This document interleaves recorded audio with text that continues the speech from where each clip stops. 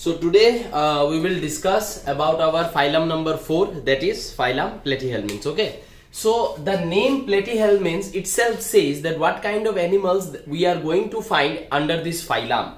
The word platy, it stands for flat, and the word helminths says worms. Okay, the meaning of the word helminths is worm. So what kind of animal we are going to find? Platy, flat, helminths, worm, flat worms. Okay, hence they are also called as flatworms. Why? Because if we see these animals up close, then we will see that in these animals the dorsal and ventral sides are completely flat. That means they will look like a piece of paper. Suppose this is our dorsal side, this is our ventral side. So they are dorso-ventrally, they are flat. Okay, so they will look like a piece of paper. Okay, because they are dorso-ventrally flat. Hence they are called as flatworms. Okay. Habitat, they are mostly parasitic. And what kind of parasitism do they show? They show endoparasitism. Now parasitic, I hope you understand what is being parasite, or what is parasitic word mean. This word means that when one organism feeds on another organism. Okay, when one organism feeds on another organism, in which one organism will get benefited and दूसरे का loss होगा. ठीक है. Suppose leech. Now leech को SMS में हम लोग शायद जुक बोलते हैं, ऐसा बोलते हैं शायद. अच्छा, जो लीच है वो क्या होता है? It sticks to our skin, it finds our blood vessel and start sucking our blood. Now due to that it's our loss. The leech is taking our blood, it's our loss, but it is beneficial for leech because leech can suck blood from our body and it can digest that blood, it can use that blood as its meal. So it's beneficial for that organism, but it is not beneficial for us when the leech will take our blood. So now the leech is doing what? Parasitism. What kind of parasitism? Ectoparasitism. Why? Because वो हमारे body के बाहर से हमारा खून चूस के खा रहा है. अगर there are any parasite जो हमारे body के अंदर जाके, अंदर से अगर हमारा कुछ डैमेज करे या अंदर जाके हमारा अंदर से कुछ चीजों को खा ले, that will be called as endoparasitism. Okay, so they are mostly parasitic, they are endoparasite. That means host के body के अंदर जाके they will they give damage to us, but it will be beneficial for them. Except one organism जिसका नाम है Planaria और Dugetia. ये जो organism है Planaria और Dugetia, this is a very typical organism. Why typical organism? Because we see that almost all the flatworms are of parasitic nature, but this is an exception to that. This is one of such flatworm which is not parasitic, but rather it is what? Free living freshwater. ये FW means freshwater. Free living freshwater flatworm. Okay, so free living, that means it does not do parasitism. It manages its food on its own. Freshwater, FW means freshwater, it lives in freshwater condition, and there it lives in a free swimming condition. Okay. Another very interesting fact about this animal is that इसको typical बुलाने के पीछे एक reason नहीं, दो reason है. एक तो ये parasitism नहीं करता है, ठीक है. दूसरा फ्री लिविंग है, फ्री स्विमिंग है, फ्रेश वाटर में रहता है. एक और है क्या, ये क्या करता है? ये अपना जो रिप्रोडक्शन है, वो कैसा रिप्रोडक्शन ये करता है? ये करता है asexual reproduction. And if you are asked what kind of reproduction, मतलब asexual reproduction में भी कौन सा प्रोसेस, तो ये करता है क्या? ये करता है longitudinal binary fission. Okay, it does not reproduce sexually, it reproduces asexually. ठीक है. And what type of asexual reproduction? Longitudinal binary fission. Now this animal looks like this, something like this. This animal Planaria will look something like this. What is longitudinal binary fission? This organism will slowly start to form some this kind of shape like this. So देखो, जो cleavage आ रहा है वो cleavage क्या हो रहा है? Longitudinal plane of the body में आ रहा है कि नहीं? एंड नेक्स्ट स्टेप में हम लोग क्या देखेंगे? ये जो क्लीवेज फॉर्म होना शुरू हुआ था, ये क्लीवेज ने इस ऑर्गेनिज्म को कंप्लीटली दो ऑर्गेनिज्म में ऐसे करके डिवाइड कर दिया है. सो एक ऑर्गेनिज्म से दो ऑर्गेनिज्म का फॉर्म होना, ठीक है, दैट इज बाइनरी फिजन. ठीक है. And longitudinal, that means from the longitudinal axis this organism is getting cut into two and two daughter cells are formed. This is what longitudinal binary fission means. Okay. Rest, I think rest characters you will connect. Bilateral symmetry. ठीक है, we have talked about bilateral symmetry. Organ level of organisation, stomach बन जाएगा इस organism में and digestion हो जाएगा extra cellular, ठीक है, स्टोमक बन जाएगा। Now stomach is not a tissue, stomach is a organ, ठीक है। तो ऑर्गेन लेवल ऑफ ऑर्गेनाइजेशन मैंने इसलिए लिखा क्योंकि इस ऑर्गेनिज्म के अंदर में हम लोग को स्टोमक देखने को मिलेगा, इस ऑर्गेनिज्म के अंदर में हम लोगों को वेल डेवलप नार्व कॉर्ड देखने को मिलेगा, ठीक है। Nerve cord just like our, क्या बोले इसको, spinal cord, you can say spinal cord के जैसा नार्व कॉर्ड कुछ बनना शुरू हो जाएगा। तो ये सब ऑर्गेन है, nerve cord is organ, stomach is organ, इसलिए ऑर्गेन लेवल ऑफ ऑर्गेनाइजेशन। लेकिन ऑर्गेन सिस्टम अभी तक नहीं आया है। ट्रिप्लोब्लास्टिक, 3 जर्मिनल लेयर, ये सब पड़े हैं। एसिलोमेट, बॉडी के अंदर कोई स्पेसेस नहीं है, all the spaces are filled. Incomplete digestive tract अभी भी है, इसलिए इसका बॉडी का ऑर्गेनाइजेशन को अभी भी हम लोग ब्लाइंड सेक ही बोलेंगे। लेकिन बिकॉज स्टोमक का डेवलपमेंट हो गया है, इसलिए डाइजेशन होगा exclusively extracellular, no intracellular digestion will be seen from here on, okay। Exoskeleton, endoskeleton, exo endoskeleton तो समझ में आता है, हमारे बॉडी के अंदर का जो स्केलेटन है उसको क्या बुलाएंगे, एंडोस्केलेटन।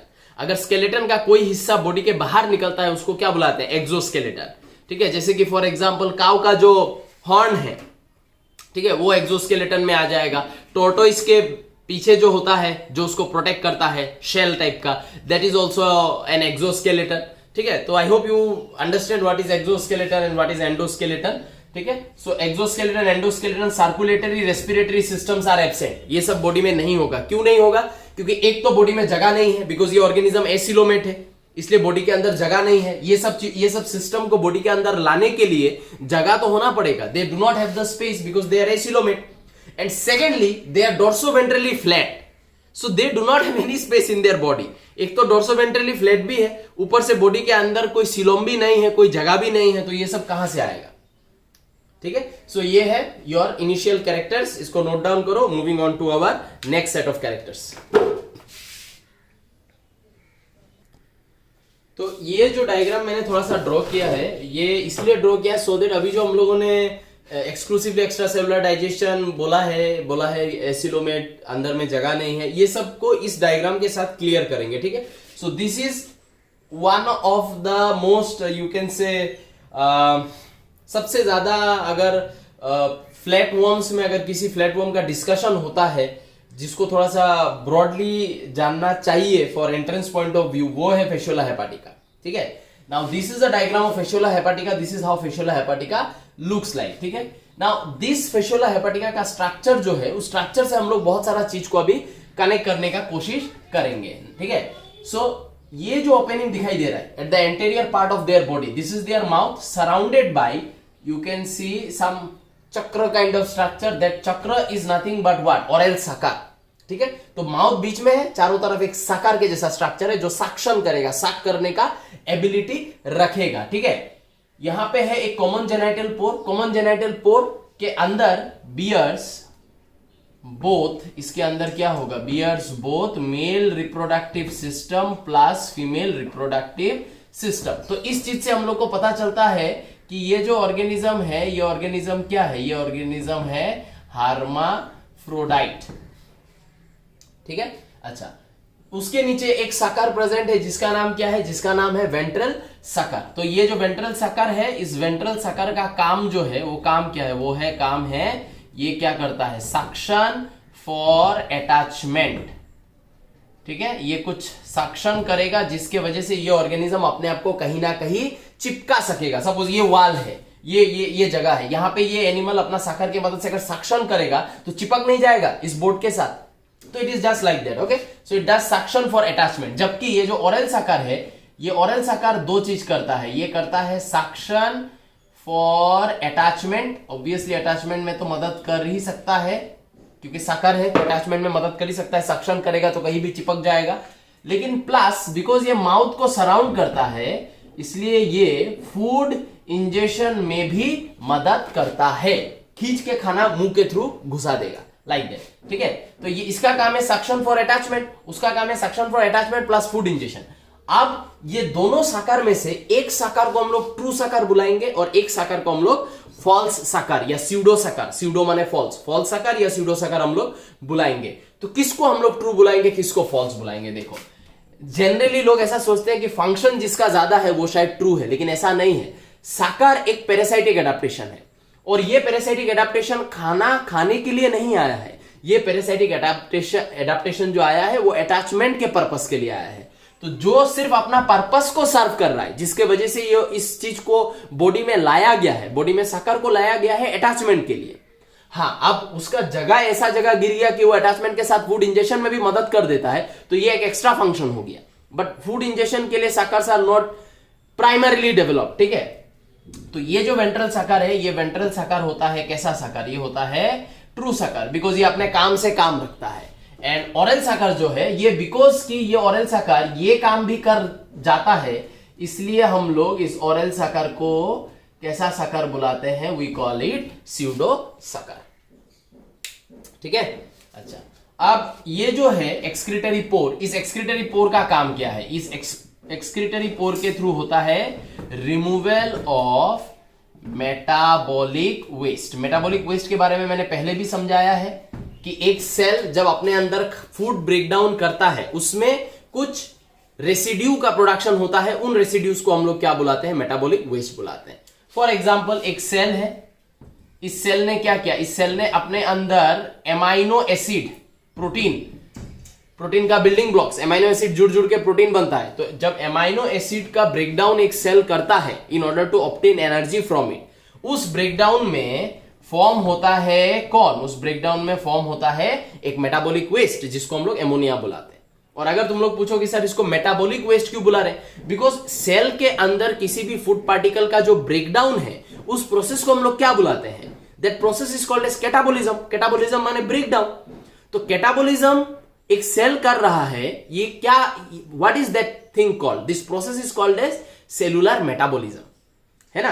ये कैटाबोलिज्म हो या एनाबोलिज्म हो, सेल अपने अंदर किसी चीज को तोड़ रहा है या सेल अपने अंदर किसी चीज को जोड़ रहा है। जोड़ रहा है तो एनाबोलिज्म, तोड़ रहा है तो catabolism. So both this catabolism and anabolism are what? They are metabolic process. तो जब एमाइनो एसिड का क्या हुआ? जब एमाइनो एसिड का ब्रेकडाउन हुआ, किसने ब्रेकडाउन किया? सेल ने ब्रेकडाउन किया, माने क्या किया? कैटाबोलिज्म किया। तो उस कैटाबोलिज्म में फॉर्म हुआ कौन? एमोनिया। तो एमोनिया इज व्हाट? एक मेटाबॉलिक प्रोसेस का बाई प्रोडक्ट है, एक मेटाबॉलिक प्रोसेस का रेसिड्यू है। तो इसलिए हम लोग इस एमोनिया को क्या बुलाएंगे? मेटाबॉलिक वेस्ट बुलाएंगे। तो ये जो मेटाबॉलिक वेस्ट इसके बॉडी के अंदर के सेल के अंदर जब भी प्रोड्यूस होगा, इस तरीके का कोई भी मेटाबॉलिक वेस्ट, उस मेटाबॉलिक वेस्ट को इस एक्सक्रीटरी पोर के थ्रू बाहर किया जाएगा। बाद में हम लोग समझेंगे कि कैसे बॉडी के सेल से मेटाबॉलिक वेस्ट को कलेक्ट किया जाता है और कलेक्ट करके इसके थ्रू एलिमिनेट किया जाता है, उसको बाद में समझेंगे। अभी मैं सिर्फ फंक्शन बोल रहा हूं कि इसके थ्रू क्या होता है। पूरे बॉडी का मेटाबॉलिक वेस्ट इसके थ्रू बाहर निकल जाता है, ठीक है। अच्छा, अब ये सब चीज तो है, जो भी समझाया वो तो ठीक है। चलो तुम लोग वीडियो पोस्ट करके नोट बना सकते हो इसका, लेकिन मैं डिस्कशन जो करना चाहता हूं उसके लिए ये सब को थोड़ा मिटाना पड़ेगा अभी, ठीक है। ये थोड़ा सा वेंट्रल साकार ये सब को थोड़ा मिटा देते हैं।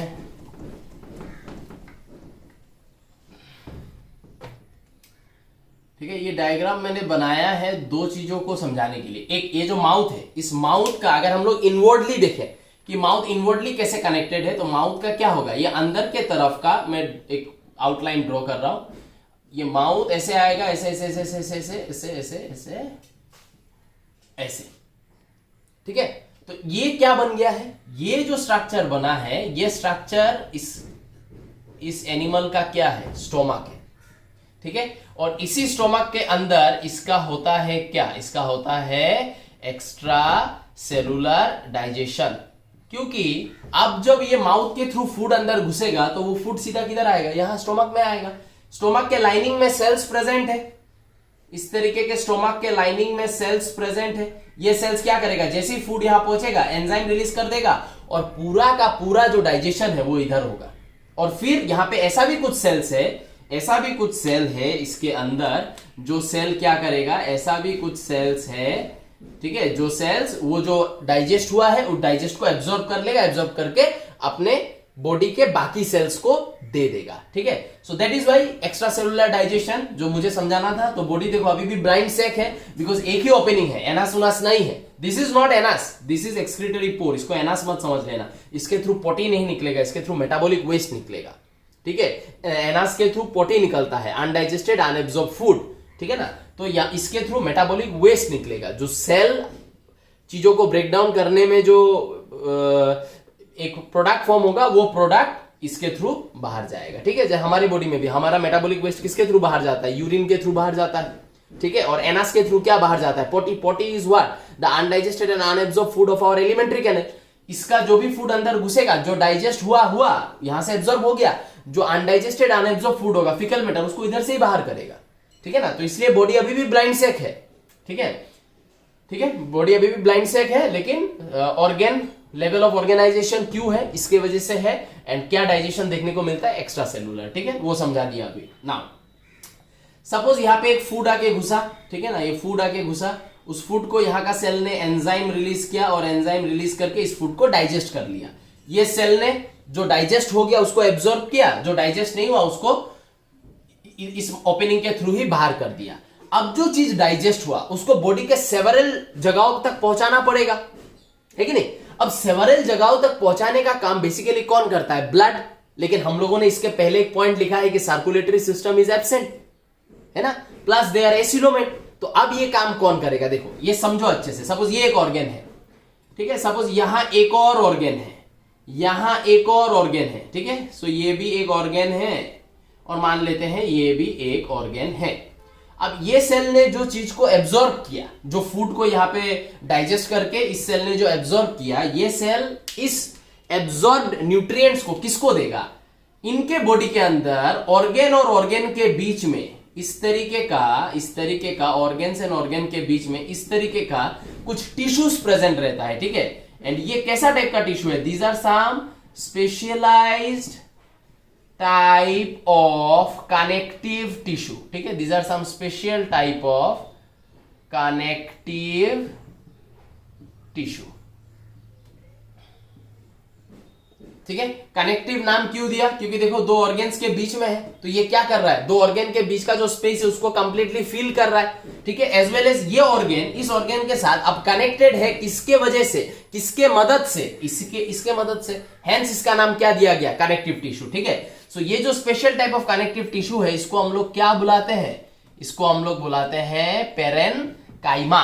इस कनेक्टिव टिश्यू का नाम है पेरेनकाइमा, ठीक है। और ये पेरेनकाइमा दो चीज करता है, एक ये पेरेनकाइमा क्या करता है, ये parenchyma फिल्स the spaces between the organs, ठीक है। तो देखो ऑर्गेन्स के बीच का स्पेसेस को ये भर्ती कर रहा है, इसलिए तो ये ऑर्गेनिज्म क्या है, एसिलोमेट है। There is no space present between the माने इनसाइड द बॉडी और between the organs. Why, because parenchyma उस खाली जगह को भर्ती कर देता है। दूसरा काम जो ये पेरेनकाइमा करेगा, द मोस्ट इंपॉर्टेंट काम, वो क्या करेगा, देखो जो मैंने बोला, यहां पे इधर से फूड आया, एंजाइम इन सेल्स ने रिलीज किया, उस एंजाइम ने इस फूड को ब्रेक डाउन कर दिया। ब्रेकडाउन प्रोडक्ट्स को ये जो एब्जॉर्प्टिव सेल है, इन एब्जॉर्प्टिव सेल ने एब्जॉर्ब किया और एब्जॉर्ब करके ये सेल किसको दे देगा, पेरेनकाइमा को दे देगा। एंड पेरेनकाइमा उस एब्जॉर्ब न्यूट्रिएंट्स को पहुंचाएगा किधर, इस ऑर्गन तक। यही पेरेनकाइमा उस एब्जॉर्ब न्यूट्रिएंट को पहुंचाएगा किधर, इस ऑर्गन तक। तो ये पेरेनकाइमा एक और काम क्या कर रहा है, ये पेरेनकाइमा इसके बॉडी के अंदर ट्रांसफर ऑफ फूड भी कर रहा है, एक ऑर्गन से लेता है दूसरे ऑर्गन तक पहुंचाता है। समझ में आया।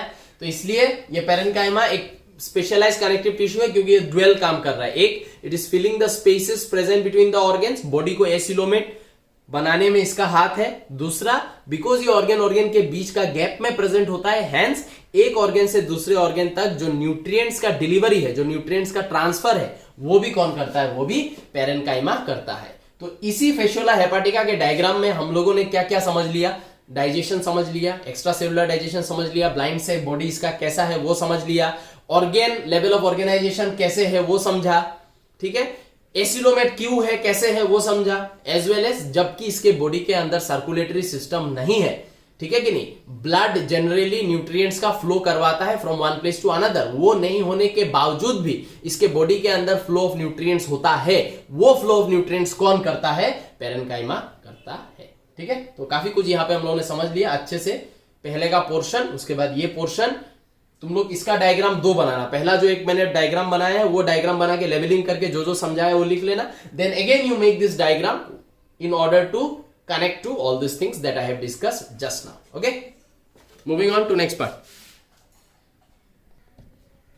सो this is the next part of the discussion. यहाँ पे हम लोग डिस्कस कर रहे हैं पैरासाइटिक एडेप्टेशन। क्यों पैरासाइटिक एडेप्टेशन डिस्कस कर रहे हैं? बिकॉज हमको पता है they are mostly parasitic. And कैसा पैरासाइटिक? एंडोपैरासाइट, है ना, ये हम लोगों ने स्टार्टिंग में लिखा था ना। अगर किसी एनिमल को पैरासाइटिक बनना है तो पैरासाइटिक बनने के लिए भी तो कुछ एबिलिटीज का होना जरूरी है, क्योंकि पैरासाइट स्पेशली एंडोपैरासाइट हमारे बॉडी के अंदर रहता है। अंदर रहता है मैंने कहा रहता है? मसल के अंदर रहता है। ये बहुत कम पैरासाइट्स में देखा जाता है। Most of the parasites lives in our alimentary canal, जो हमारा गाट है, जो हमारा एलिमेंट्री कैनल है, ठीक है ना, उस एलिमेंट्री कैनल के अंदर रहता है, इंटेस्टाइन के अंदर रहता है, ठीक है, स्टोमक के अंदर रहता है। तो इंटेस्टाइन और स्टोमक के अंदर में जब रहेगा तो वहां पे उसको क्या करना पड़ेगा? हमारा जो एंजाइम्स है, एंजाइम से खुद को बचाना पड़ेगा।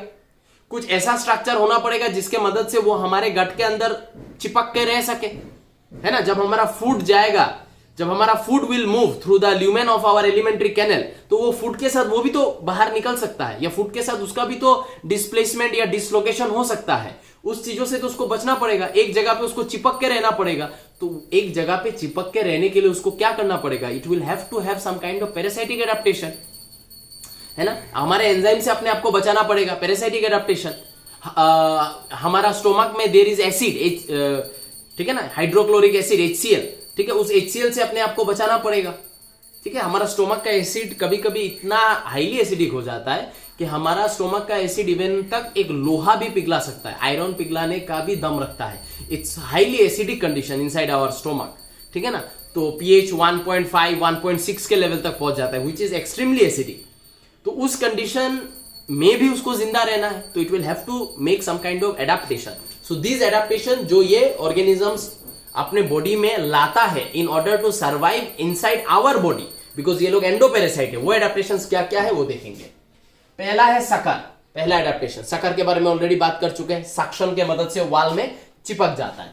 दूसरा है हुक्स, है ना, पूरा हुक के जैसा कुछ कुछ काइटिनस प्रोजेक्शन इनके बॉडी से निकलता है। जैसे कि फॉर एग्जांपल एक ऑर्गेनिज्म है जो देखने में कुछ ऐसा टाइप का होता है, ये ऑर्गेनिज्म, ठीक है ना, कुछ इस तरीके का ये ऑर्गेनिज्म होता है देखने में, ठीक है। मैं राफली ही थोड़ा सा बस ड्रॉ कर रहा हूं in order to explain you how this organism looks like, ठीक है। तो कुछ इस तरीके का होता है ये एक ऑर्गेनिज्म, ये फ्लैटवर्म है। और ये जो मैंने डायग्राम बनाया है ये किसका बनाया है? ये बनाया है टीनिया सोलियम का, ठीक है, taenia solium which is also called pork tapeworm. ये ह्यूमन में भी इंफेक्शन कॉज करता है। अगर पोर्क को अगर प्रॉपरली कुक नहीं किया जाए तो ये हमारे इंटेस्टाइन के अंदर जाके वहां पे रहता है, रह के एंडोपैरासिटिज्म करता है, ठीक है ना। तो ये जो ऑर्गेनिज्म है, इस ऑर्गेनिज्म का ये जो स्ट्रक्चर होता है ना, ये जो स्ट्रक्चर यहाँ पे हम लोग को, ये जो मैं dot dot black black dot से जो मैं स्ट्रक्चर बना रहा हूं, this structures are basically hook, ठीक है ना। पूरा ऐसा टाइप का हुक है यहां से, मतलब ये जो स्ट्रक्चर, ये स्ट्रक्चर पूरा ऐसा टाइप का है। तो ये जब हमारे इंटेस्टाइन में जाएगा, इस हुक को अगर हमारे इंटेस्टाइन में मार दिया तो इंटेस्टाइन में ये क्या हो जाएगा? एक जगह पे ये क्या होगा? चिपका रहेगा।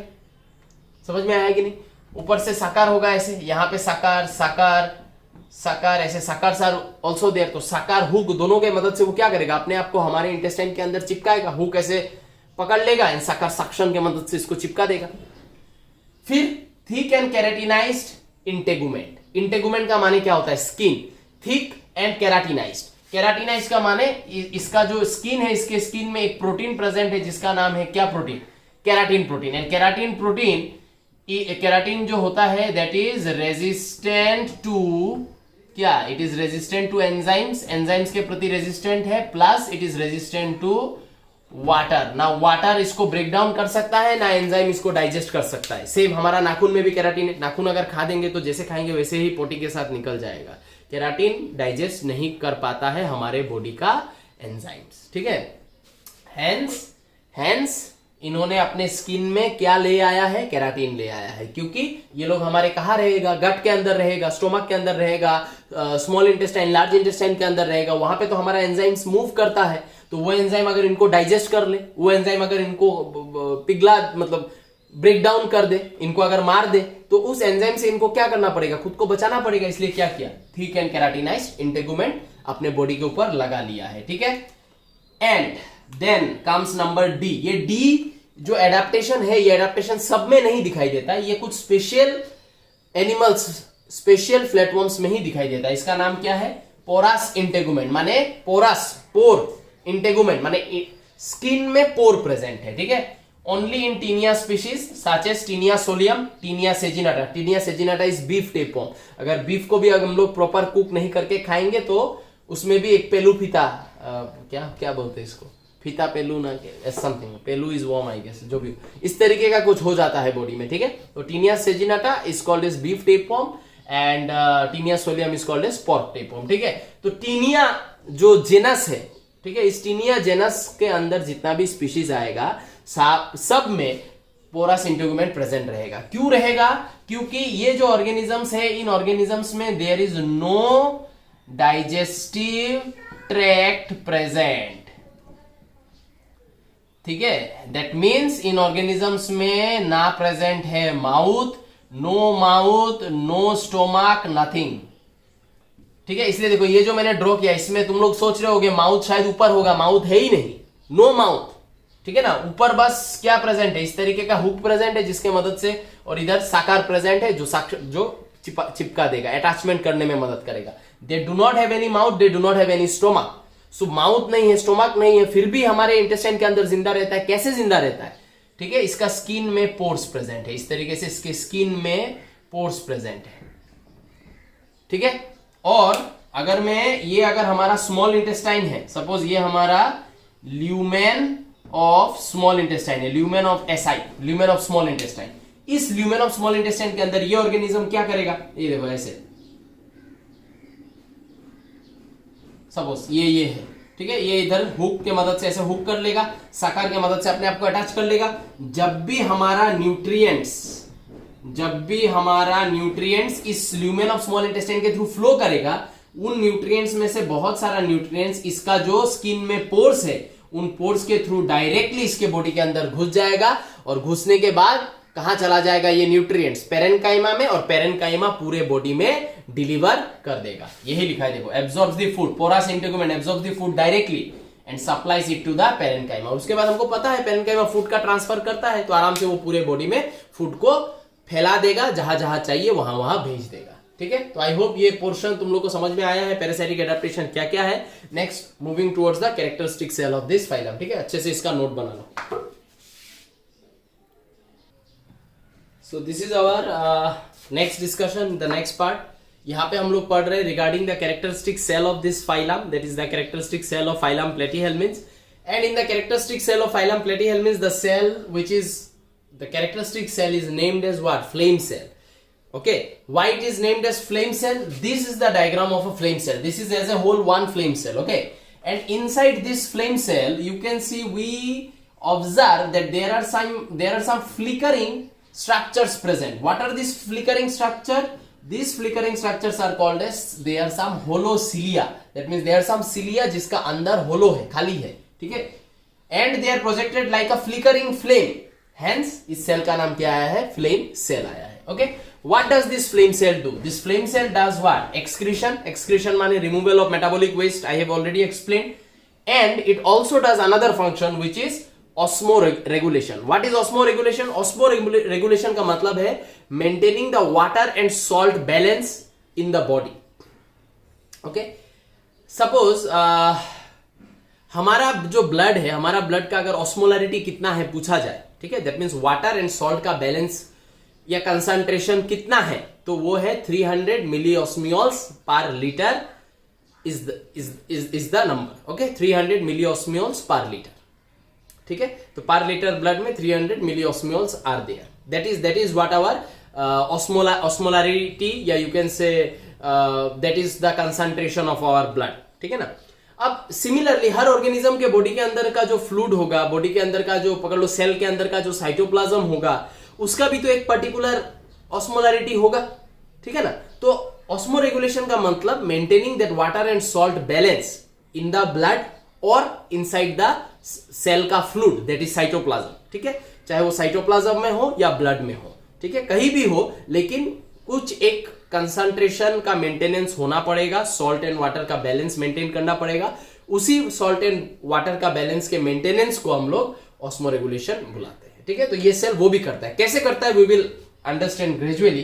पहले इस सेल का स्ट्रक्चर समझ लो।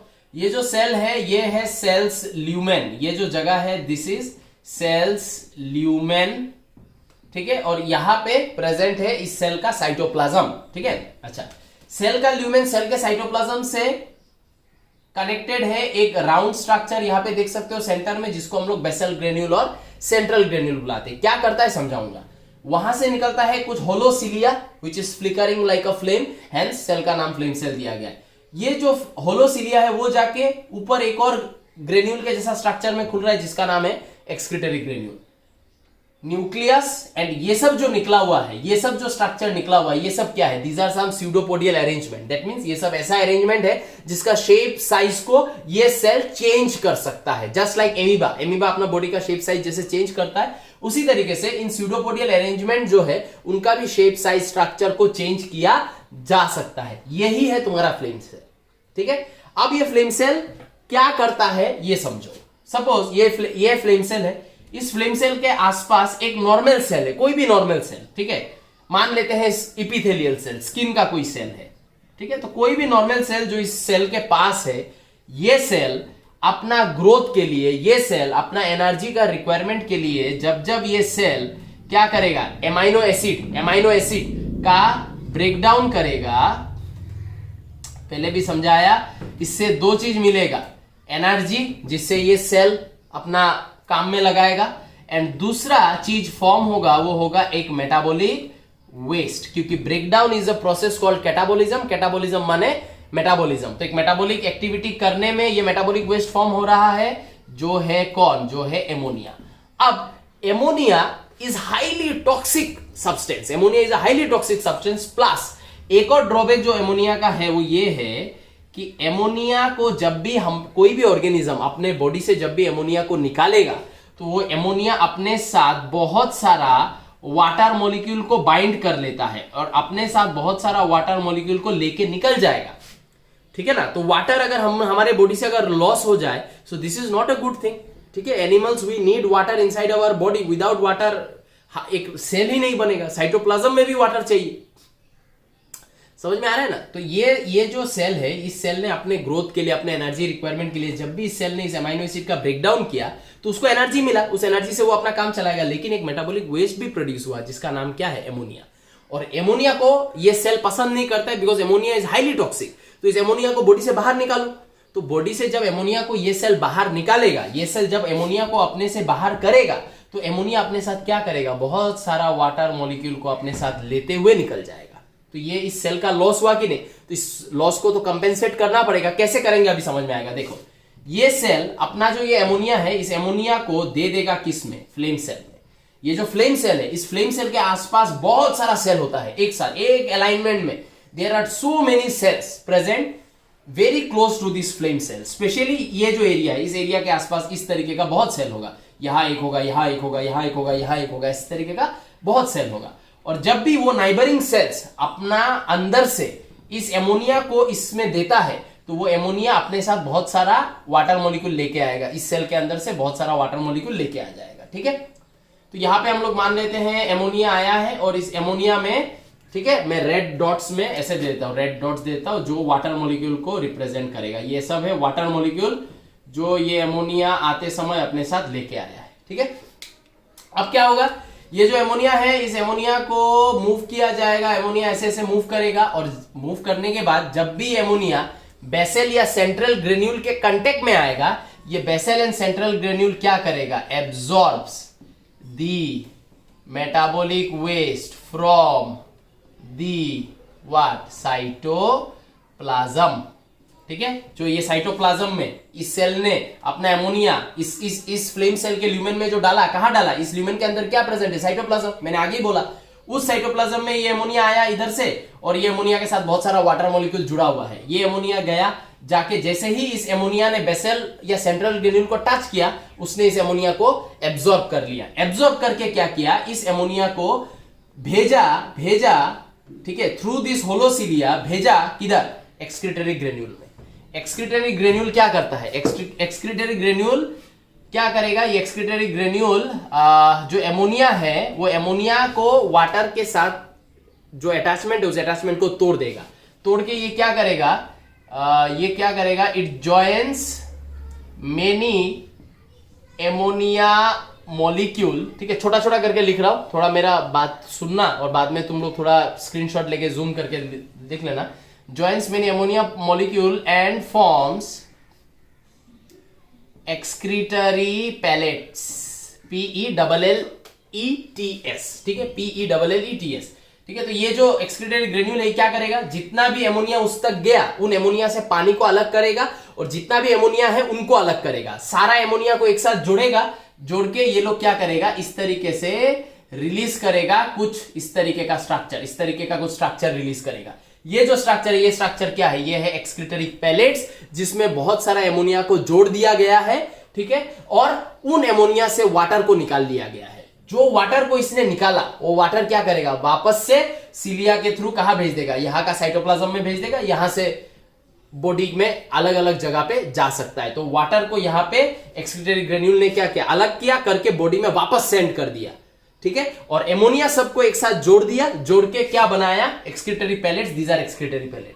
ये एक्सक्रीटरी पैलेट को, ये जो स्यूडोपोडियल अरेंजमेंट है ये क्या करेगा, ये एक्सक्रीटरी पैलेट को धीरे धीरे लेके जाएगा, यहां लेके आएगा, और यहां लेके आने के बाद ये जो स्ट्रक्चर है ये स्ट्रक्चर चेंज हो जाएगा, ये स्ट्रक्चर ऐसा बन जाएगा, ऐसा, और ऐसा बनने की वजह से ये जो एक्सक्रीटरी पैलेट है इसको फ्लेम सेल अपने से बाहर कर देगा, ठीक है। अभी कनेक्ट कर देंगे कि इसको बाहर करने के बाद ये कहा जाएगा, उसको एक ही साथ कनेक्ट करके खत्म कर देंगे, ठीक है। लेकिन आई होप ये वाला पोर्शन तुम लोग को समझ में आया है कि सेल जब एमोनिया फ्लेम सेल के साइटोप्लाज्म में छोड़ेगा तो एमोनिया अपने साथ बहुत सारा वाटर मॉलिक्यूल लेके आएगा, इस तरीके का बहुत सारा एमोनिया यहां छोड़ा जाएगा, वो एमोनिया फ्लेम सेल के साइटोप्लाज्म में मूव करेगा, एंड जैसे ये एमोनिया बेसल या सेंट्रल ग्रेन्यूल के कांटेक्ट में आएगा वो उन एमोनिया को एब्जॉर्ब कर लेगा, एब्जॉर्ब करके सीलिया के थ्रू भेजेगा एक्सक्रीटरी ग्रेन्यूल में।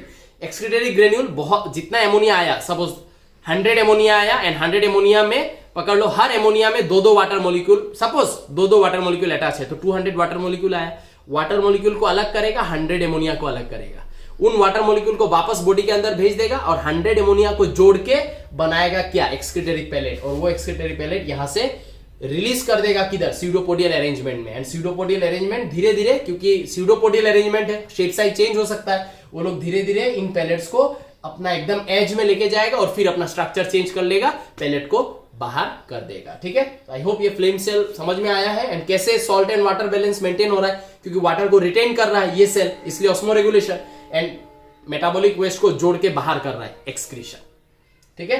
तो this is your mechanism of flame cell. अब इसको थोड़ा सा जोड़ देंगे और जोड़ के समझेंगे कि आई होप ये समझ में आया है। मैं थोड़ा हट जाता हूं, तुम लोग पॉज करके इसका नोट बना सकते हो। अब इसको मैं जोड़ देता हूं वो जो एक्सक्रीटरी पोर लिखा था उस एक्सक्रीटरी पोर के साथ, ठीक है ना, कि वो एक्सक्रीटरी पोर का क्या सिग्निफिकेंस है उसके साथ इसको जोड़ देते हैं, ठीक है। तो सिमिलरली हम लोग वापस से एक स्ट्रक्चर बनाएंगे, ऐसा फेशियोला हेपाटिका का स्ट्रक्चर वापस से बना लिया है, ठीक है, ठीक है। यहां पे प्रेजेंट एक्सक्रीटरी पोर, इस एक्सक्रीटरी पोर, ये जो एक्सक्रीटरी पोर है, इस एक्सक्रीटरी पोर से जुड़ा हुआ होता है एक इस तरीके का कैनल। ये जो कैनल है, इस कैनल को हम लोग क्या बुलाते हैं, this is called as longitudinal, bracket में हम लोग लिखेंगे मेजर एक्सक्रीटरी कैनल। इस मेजर एक्सक्रीटरी कैनल से बॉडी में इस तरीके का साइडवाइज भी कुछ कैनल निकलता है, इनको हम लोग क्या बुलाते हैं, लेटरल, ब्रैकेट में क्या लिखेंगे, माइनर एक्सक्रीटरी कैनल, ठीक। फ्लेम सेल कहां है बोलो, देखो फ्लेम सेल प्रेजेंट होगा इधर, ऐसे होगा फ्लेम सेल इधर, अभी जो फ्लेम सेल ड्रॉ किया था, ठीक है, ऐसा करके ड्रॉ किया था कि नहीं, ये मतलब फ्लेम सेल को मैं इन्वर्टेड वे में ड्रॉ कर रहा हूं, उल्टा, तो यहां पे ऐसे फ्लेम सेल, ठीक है ना। और ये फ्लेम सेल में यहां पे क्या, absorptive granule, cilia, flickering, excretory granule, ये हुआ। अब ये जो स्यूडोपोडियल अरेंजमेंट है, इसके थ्रू जब वो पैलेट को बाहर करेगा, वो पैलेट किधर आएगा, लेटरल एक्सक्रीटरी कैनल में आएगा, ठीक है। आसपास का सेल ये सब है आसपास का सेल जो अपना मेटाबॉलिक वेस्ट इसको देगा। फिर इसका मैकेनिज्म अभी हम लोगों ने पढ़ा, इसका स्यूडोपोडियल अरेंजमेंट जब पैलेट को बाहर करेगा वो पैलेट किधर आएगा, इसमें आएगा, ठीक है। इसके थ्रू वो पैलेट मूव करके किधर आएगा, इधर आएगा लॉन्गिट्यूडनल, और लॉन्गिट्यूडनल के थ्रू किधर आएगा, एक्सक्रीटरी पोर, एक्सक्रीटरी पोर से हो जाएगा आउट। समझ में आया? तो मेटाबॉलिक वेस्ट का कभी अगर तुम लोग को फ्लो पूछा जाए तो क्या बोलोगे, सेल, सेल से कहा फ्लेम सेल, फ्लेम सेल से कहा लेटरल एक्सक्रीटरी कैनल, वहां से longitudinal excretory canal, longitudinal excretory canal के बाद एक्सक्रीटरी पोर, एक्सक्रीटरी पोर से आउट, खत्म, बाहर चला जाएगा, बॉडी से बाहर चला जाएगा। अब बॉडी से बाहर भेज रहा है excretory pore, removal of metabolic waste, ठीक है, कनेक्शन हो गया होगा सबका। तो ऐसा होता है इन लोगों का एक्सक्रीशन। तो आज का डिस्कशन में यहीं पे रुक रहा हूं, नेक्स्ट क्लास के डिस्कशन में और भी कुछ कुछ जनरल कैरेक्टरिस्टिक्स के बारे में बात करेंगे, and we will also talk about the life cycle of fasciola hepatica, ठीक है। तो that will be platyhelminths part 2। तो 2 पार्ट में लेक्चर छोड़ूंगा, आज का है part 1, next will be part 2, ठीक है। अच्छे से नोट बना लो। Till then tata bye bye.